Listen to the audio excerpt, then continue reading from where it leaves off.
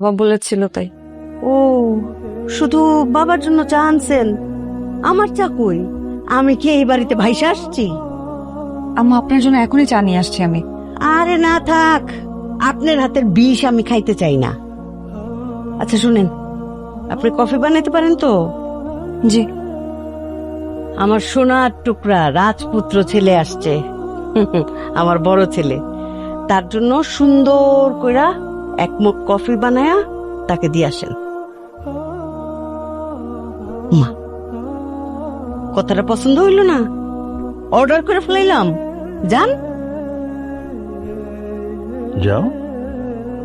ওমা, দাঁড়ায় আছে কেন? এ কি? ওরে বাবা, আমার সাথে জিভ দেখায়, মানে আমার অর্ডার সাথে সাথে পালন করবেন না? আরে বাবা, একটু মিষ্টি করে কথা তো বলতে পারো। না, পারি না। দেখি আপনার জন্য কি বানাইছে, কি মধুর চা। দেখি।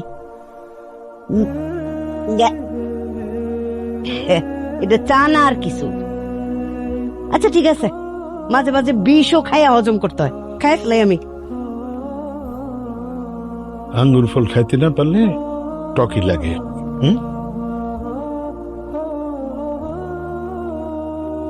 চা কইলাম ভালোই বানায়।